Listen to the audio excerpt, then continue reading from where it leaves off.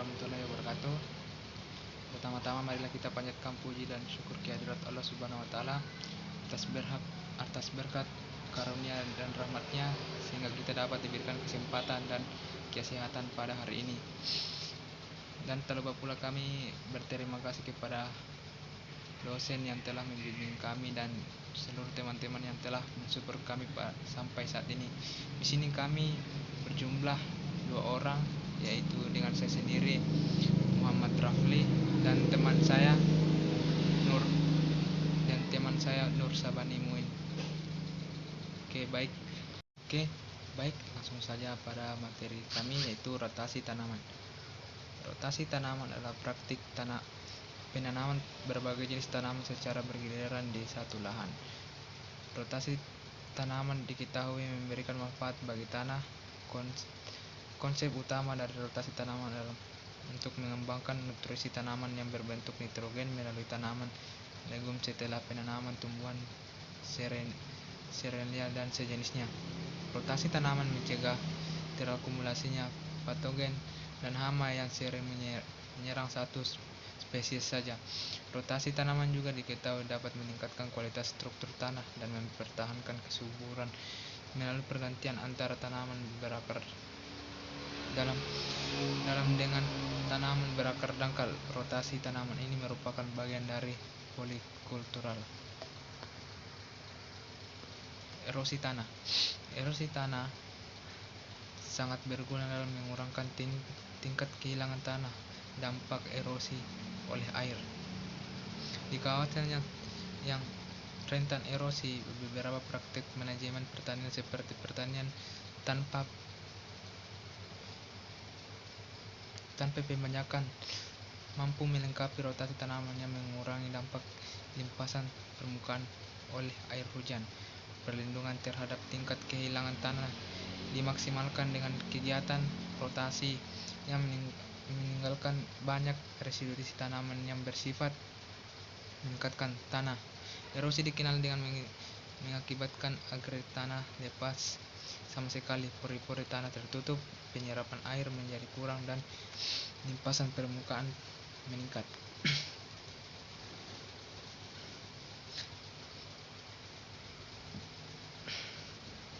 Beberapa petani di Indonesia masih menerapkan sistem pertanian multikultural. Pertanian multikultural adalah pertanian yang dengan menanam tanaman sejenis atau famili yang sama sepanjang tahun. Misalnya sawah ditanam padi saja, jagung saja, atau kedelai saja. Dampak dari sistem multikultural ini populasi menyebabkan ledakan hama dan menyerang tanaman pertanian sepanjang tahun. Berkurangnya kesuburan tanah akibat pengerasan struktur permukaan tanah, hilangnya vegetasi organik dan simbiosis dengan tanaman yang mampu serapan air infiltrasi oleh tanah. Salah satu cara mengatasi dampak tersebut yaitu dengan menerapkan jenis pola tanah pada tanaman. Rotasi tanaman atau pergiliran tanaman adalah penanaman 2 jenis atau lebih secara pergiliran dan lahan penanaman yang sama dapat dalam periode waktu tertentu.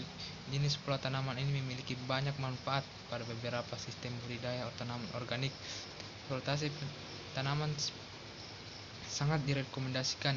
Beberapa manfaat rotasi tanaman adalah mampu mengurangi intensitas serangan hama dan penyakit, meningkatkan kesuburan tanah, serta mampu membentuk ekosistem mikro yang stabil. Di samping itu, pada beberapa jenis komoditas terutama jenis sayuran mampu memenuhi permintaan pasar yang diinginkan.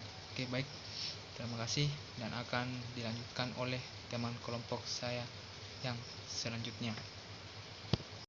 Assalamualaikum warahmatullahi wabarakatuh. Perkenalkan, nama saya Nur Sabani Muin dengan NIM A03200507.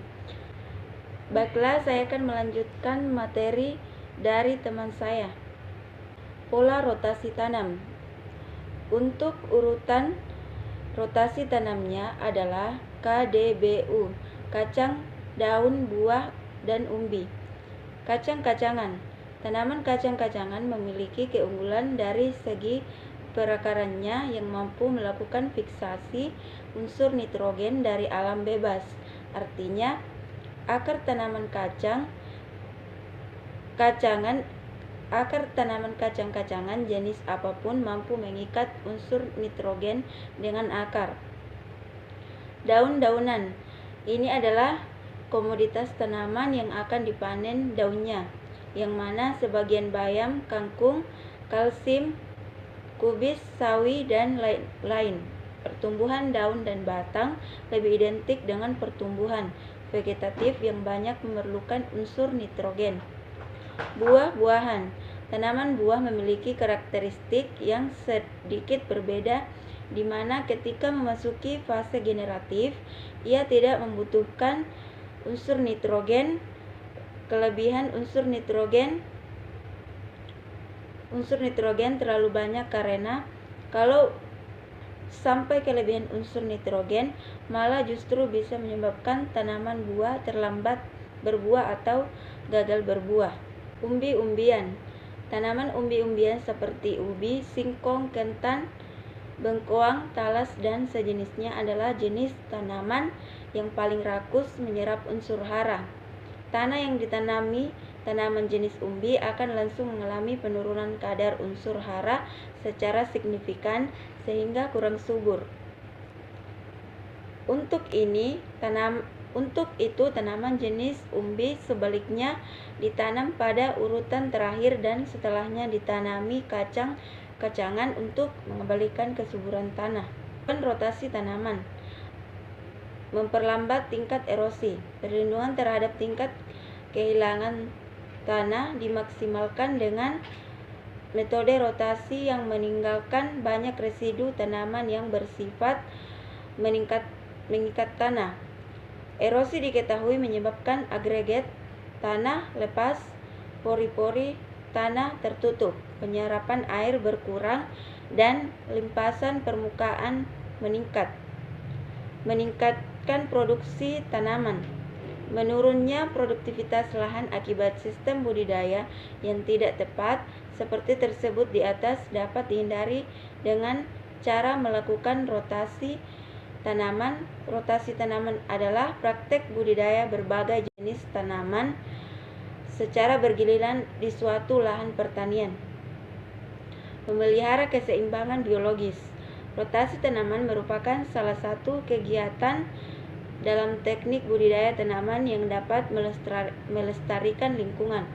Kelestarian lingkungan yang tercipta ditandai dengan adanya keseimbangan biologis atau ekosistem lingkungan, dengan mengganti jenis tanaman dan menanam dengan sistem bergilir dengan tanaman yang dapat meningkatkan kesuburan tanaman, maka akar akan membentuk keseimbangan ekosistem yang baik.